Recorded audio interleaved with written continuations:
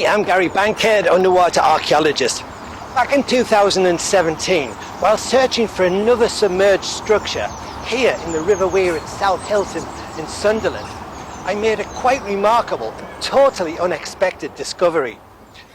Just beneath the surface lay this mysterious timber structure, hidden from sight and seemingly lost to history.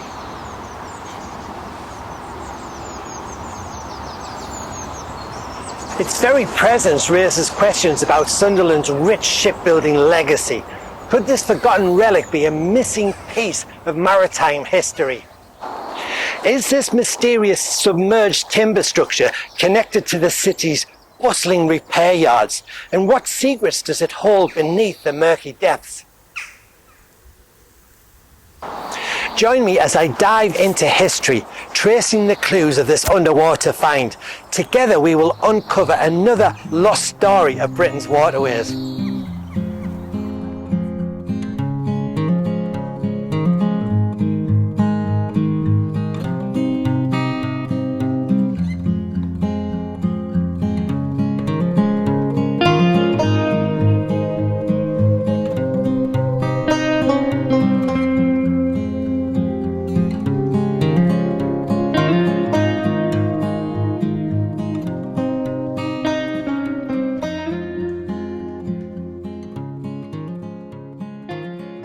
Rising in the high Durham Dales, the River Wear winds for nearly 60 miles before passing beneath the iconic Wearmouth Bridge and finally joining the North Sea between the great piers at Wearmouth.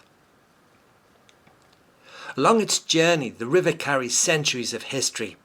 From above, those layers are clear. The ancient Anglo-Saxon monastery of St. Peter's, a cradle of learning and faith, standing in stark contrast to the shipyards that once lined these riverbanks. The shipbuilding has gone, replaced by new enterprises, yet the Wear still flows as Sunderland's lifeblood. Just beyond the river, the Stadium of Light rises proudly, the home of Sunderland Association Football Club. Football loyalties may be debated in the North East, but Sunderland boasts the region's most passionate fan base. The roar of its supporters is as much a part of the city's heritage as the shipyards, an echo through the streets that binds generations. Sunderland's never say die spirit runs deep. It's more than football, it's heritage, forged in shipyards, hardened in coal mines and carried by working class pride. A city that never quits, a club that fights till the end. For generations, antiquarians and modern historians alike had been intrigued by accounts of a structure once spanning the river at Hylton, sparking speculation about a Roman crossing. In 2017, the Castletown Neighbourhood Action Group began excavating the riverbank there, hoping to uncover traces of the elusive Roman bridge said to have linked what is now North and South Hylton. Guided by the group's research into where a structure may have once stood, we turned our attention to the waters opposite the Shipwrights Pub on Ferryboat Lane. There, rising some 2.5 metres above the riverbed, I encountered a timber framework, massive cross beams, upright posts and iron rails fastened across one of the timbers. Its purpose was a complete mystery, but no one believed it to be Roman. The evidence simply did not align with the stonework described in the earlier accounts. The breakthrough for that structure came in 2023 when I discovered submerged workstone blocks complete with iron and lead cramps that appeared to be remnants of a Roman bridge. That, however, is a story for another day.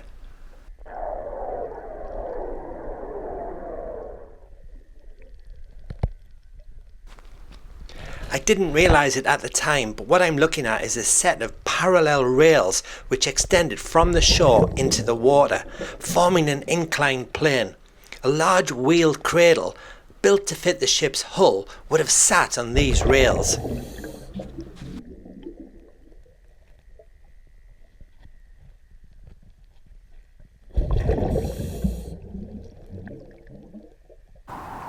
Incredibly, at a very low tide, You can glimpse part of the timber slipway beneath the water, hidden yet still present, a quiet reminder of South Hylton's working past.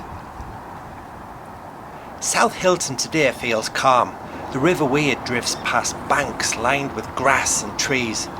It's hard to imagine that this peaceful stretch was once alive with houses, industry and the rhythm of daily life. A century ago, these banks were crowded with homes. Families lived close together, their lives shaped by the river. The Wear wasn't just a backdrop, it was the lifeblood of the community, carrying work, trade and stories downstream. Here stood John Wigham's yard. Ships came not to be built but to be repaired or fitted with new machinery. Engines, fittings and skilled mechanical work kept vessels seaworthy and up to date. This was a place of noise, labour and ingenuity, a vital part of Sunderland's shipbuilding story. Today nature has reclaimed the ground. Grass and trees cover what was once a hive of activity. Unless you knew the history, you'd walk past without a second thought. Yet beneath the silence lies a story of homes, of industry, of a community shaped by the river. South Hylton reminds us that landscapes change, but their stories remain, and it's up to us to keep those stories alive. The Shipwrights Pub takes its name from the craftsmen of Hylton. Shipwrights once built and repaired vessels on the Wear, and though the yards have gone, the pub keeps their memory alive, a living link to Sunderland's shipbuilding past. Apart from the shipwrights, other skilled labourers at John Wigham's South Hylton yard would have included engineers, iron founders, blacksmiths, riveters, carpenters, joiners, sailmakers and machinists, alongside specialist trades like steering gear makers, winch builders and marine fitters. The yard's focus on ship repair and deck machinery meant a blend of traditional shipbuilding crafts and mechanical engineering skills. So in order to truly understand the craftsmanship of these shipwrights, I need to dive deeper into history itself. So today I'm at the Sunderland Maritime Museum searching for clues about the tools and techniques used to keep the River Wear's ships afloat. Let's see what relics from the past we can uncover and how they connect to my underwater discoveries. It's time to step back into the world of Sunderland's maritime heritage.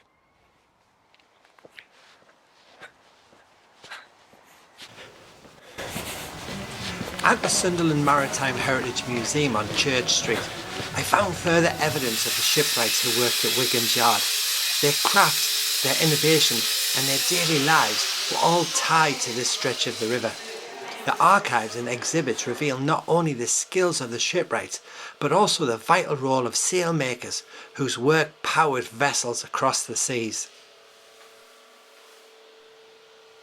The museum's purpose is to preserve and share this heritage, to honour the generations who laboured in the yards, to showcase the types of ships that were launched from the Wear, and to keep alive the memory of Sunderland's maritime story for future generations. It stands as both archive and community hub, ensuring that the river's industrial past remains part of the city's living culture. And it's sailmakers. Sailmakers. Right, there's the rest of the stuff, with the palms. And there's the threads. So what is that sort of... And the needles, and they made a lot of the tools. They're all bespoke. They made actual, see if that's a bit of a difficult job. Former Austin and Pickersgill shipyard worker Alex Sheriff shows me something remarkable. An authentic sailmaker's toolkit dating back around 150 years. To see this historic equipment firsthand is a real privilege. The smell of the leather, the smooth worn handles, it all feels as if it was being used yesterday. Every mark and every scratch tells a story of hands at work, shaping sails that once caught the wind on the Wear.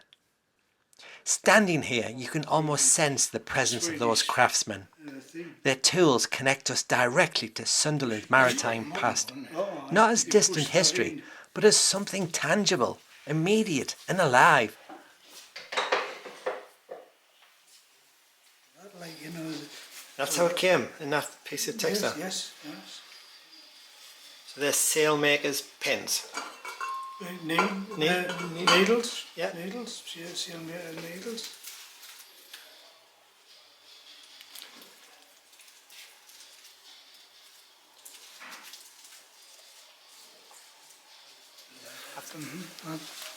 That goes through the thumb. This goes round here. Right. The needle goes into there. There's a little steel plate inside there. It goes into there. Then that goes in the palm and shoves it into the seal. But if it's really tight or something like that, there's like a little needle to make a hole previously, then get it in, you know. And that would have been used by a sailmaker. The sailmaker or like this, like on the sailing ships, you'll have had a man especially to look after the sails, to sew. Once they get torn, he sew them up again, Yeah. and put them up and back up again. So that was a specific job. Yeah, that was his specific job. He was the sailmaker. That's excellent. And that tool bag, sailmaker's tool bag, is at least 100 years old. Oh, it's at least, I'd say up to, but when you feel the leather, it must be about 150, you know. Well, There was in fact one of the oldest businesses in Sunderland is sailmakers, Speddens, who were in Wickham Street, down Rocker. I'm then shown in adze a tool that would have been used by a shipwright.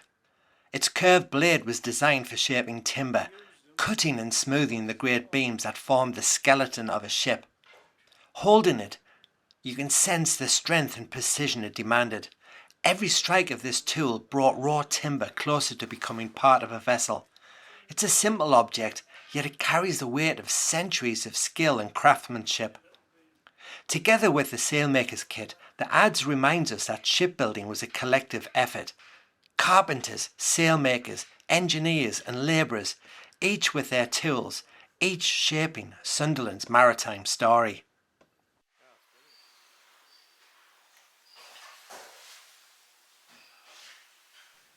Here too is testimony to the many naval ships built on the River Wear, vessels that went on to serve in conflicts across the world, fighting in wars and carrying Sunderland's reputation for shipbuilding excellence into battle. Alongside the colliers and merchant ships, these warships remind us that the river's output was not only commercial but strategic, shaping national history as well as local identity. This is a scaled replica of the Torrens, launched in Sunderland in 1875 by Sir James Lang. She was a composite passenger clipper, iron frames with teak planking, and became famous as the fastest ship on the London to Port Adelaide run. Elegant, reliable and celebrated worldwide, she carried not only passengers and cargo but also stories. The writer Joseph Conrad served aboard her as a mate in the 1890s, beginning his first novel while at sea. A Sunderland-built ship that left its mark across oceans and in literature.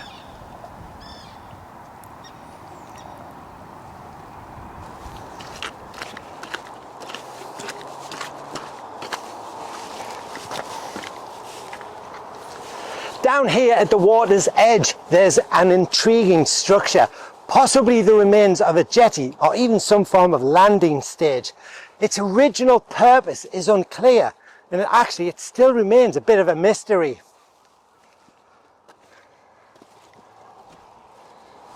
But what really captures the imagination is this stone block. It's carved with the letters M and A. Look closely and you'll notice the serifs, those small finishing strokes at the end of each letter. This stylistic detail suggests that the letter could date back as far as the 16th century. It's possibly an example of rare medieval graffiti. So who carved it and why here, we'll never know, but it's these small weathered clues that help keep history alive. Now this isn't the only evidence of Sunderland's shipbuilding heritage, but to show you more, we need to get across to the other side of the river.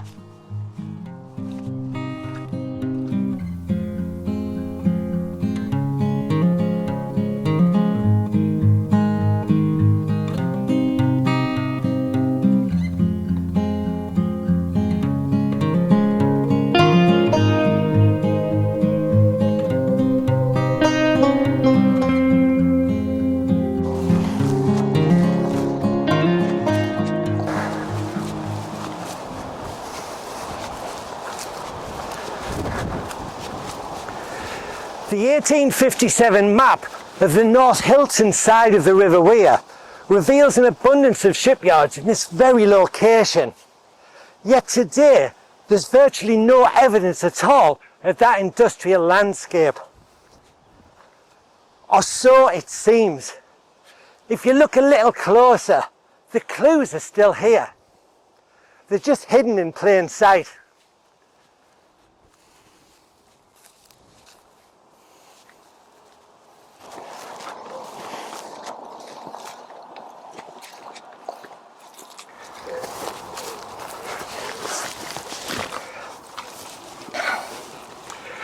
Remember that adze that we saw at the Maritime Museum? That essential tool that every shipwright relied on?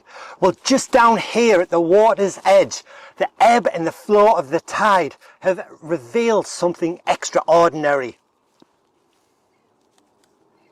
Millions and millions of adze chippings. They're everywhere.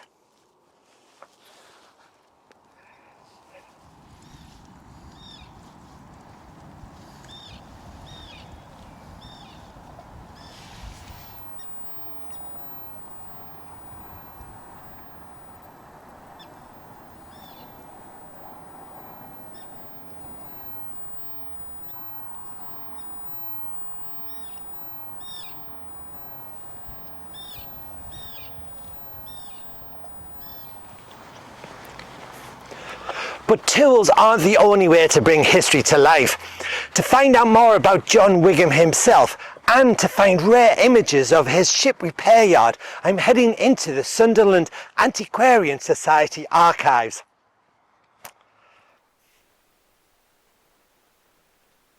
To solve the puzzle, I visited the Sunderland Antiquarian Society's Heritage Centre, located close to the city's Mowbray Park. The archives revealed records from the River Wear commissioners, documents that mapped out the many shipyards along the river.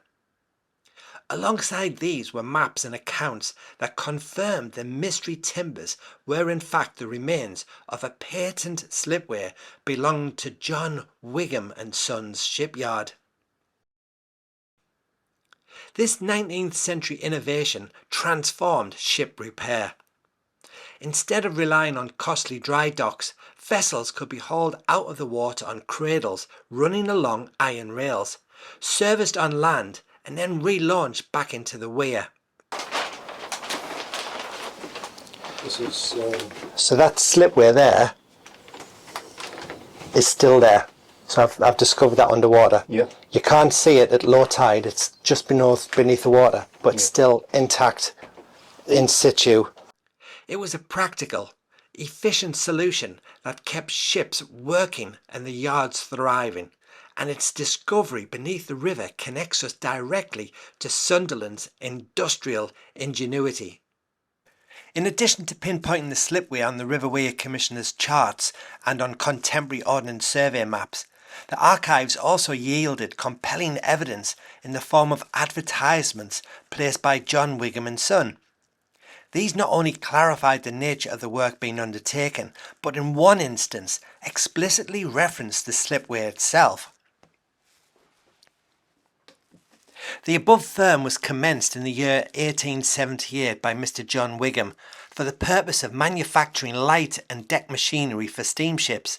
The firm have a well-equipped engine works and foundry situated on a good riverside frontage. and also undertake the repairs of all sorts of vessels, having attached to the works a slipway capable of hauling up vessels up to 120 feet long, where repairs can be done to both hull and machinery.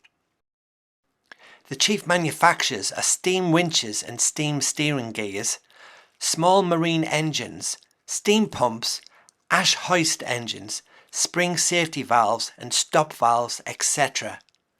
The archives also contain a copy of Hylton, the story of our village, which was published in 1941.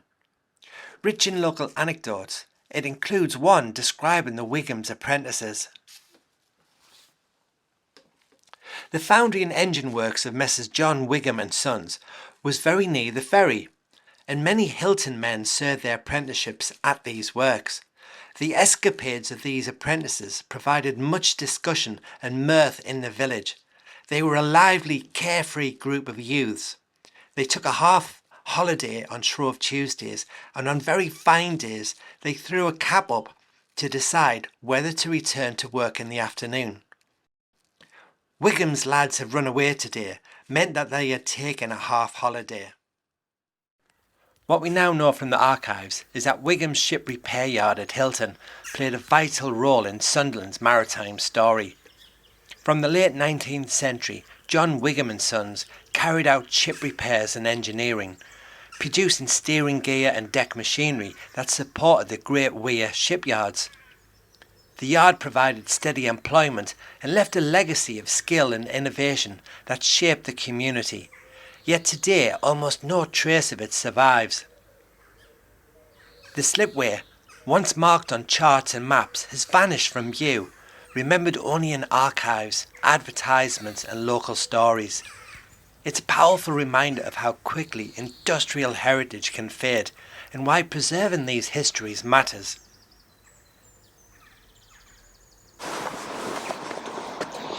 So this is the first dive on the slipway since 2017. Conditions aren't exactly ideal. The river's a little bit murky today and getting in and out isn't the easiest. But the only way we're going to fully understand what this submerged timber structure is to go down and measure it and hopefully capture it on film.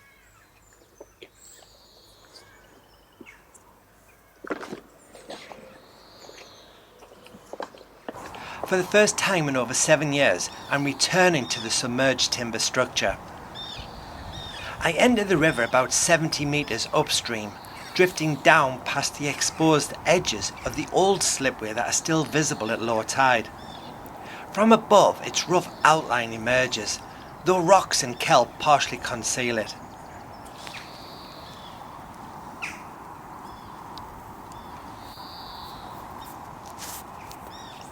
As I draw closer, substantial timbers and upright retaining posts come into view, silent markers of its past.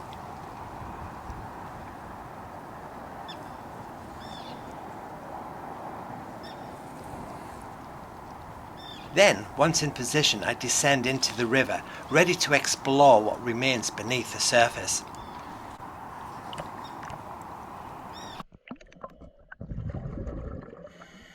The River Wear at South Hylton never seems to run clear. Here the water is deep and dark and heavy with silt. A torch is essential. To maximise what little light filters through, I chose to dive an hour before low water slack tide. Even then, visibility was poor and the river seemed determined to guard its secrets.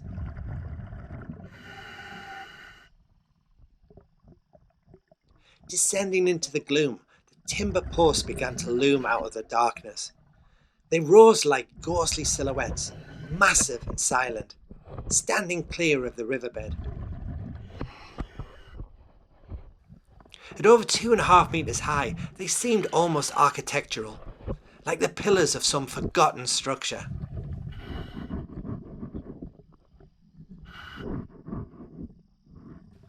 I'm relieved to see that the structure remains largely intact.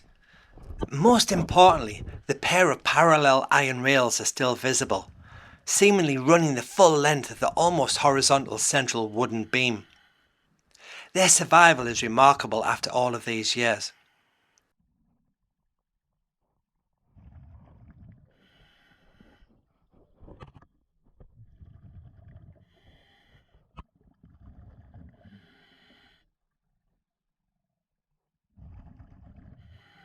From here, it's a relatively straightforward process to measure and record each component.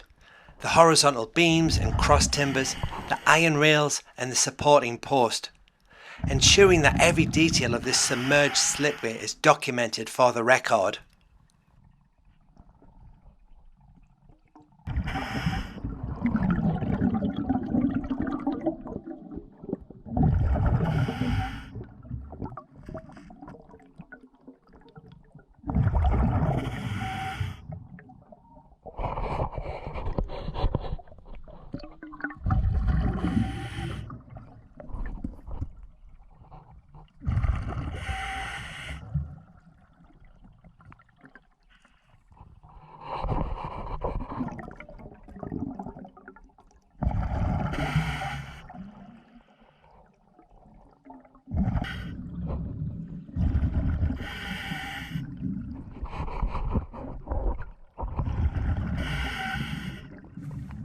It's hard to convey just how large this structure is. The beams are so broad, impressive in scale, and a reminder of the ambition behind its design. To think that it was built in the second half of the 19th century is remarkable, a true measure of Victorian engineering. Even beneath the water, its presence speaks of strength, ingenuity, and the skill of those who constructed it more than a century and a half ago.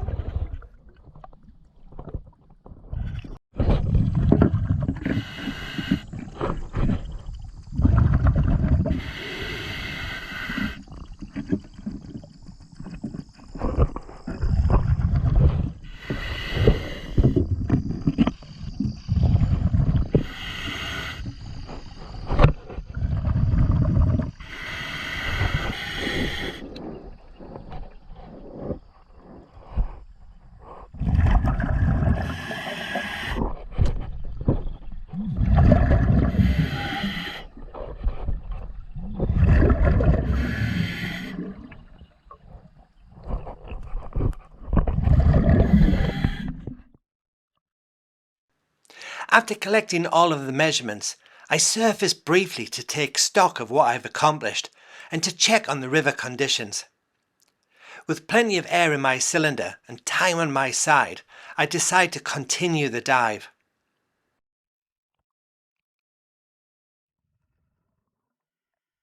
Dropping down beneath the slipway, I begin to search the riverbed for any traces of material culture, fragments and fittings, or any evidence that might be linked to the shipyard.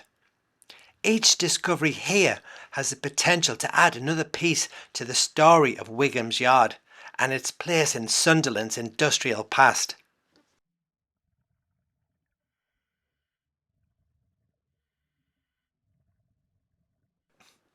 The bottom of the weir is sandy with a fine covering of silt.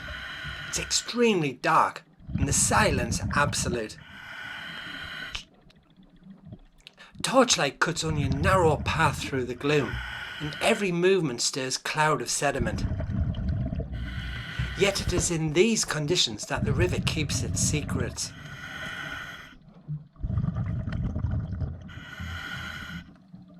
Slowly shapes began to emerge from the riverbed.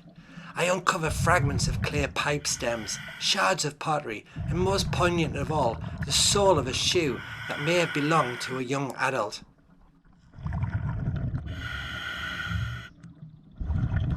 These small finds speak of everyday lives once lived along the river. Workers taking the smoke during their shift, families discarding broken household wares, a shoe lost and carried downstream. Each piece was carefully collected for closer examination back on the surface. Tangible traces of the human stories bound up with Sunderland's shipyards.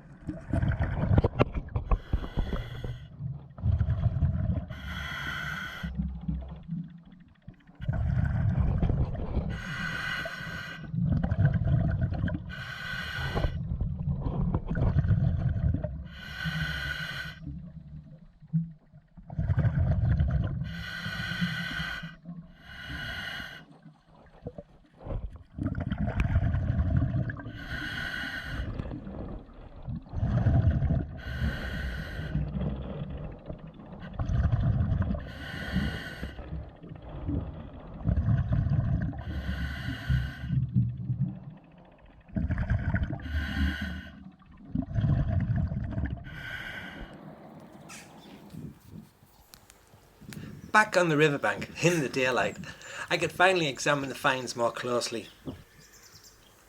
The pottery sherds may have been part of everyday vessels, cups, bowls or storage jars. They remind us that alongside the heavy industry of shipbuilding, ordinary domestic life unfolded along the weir.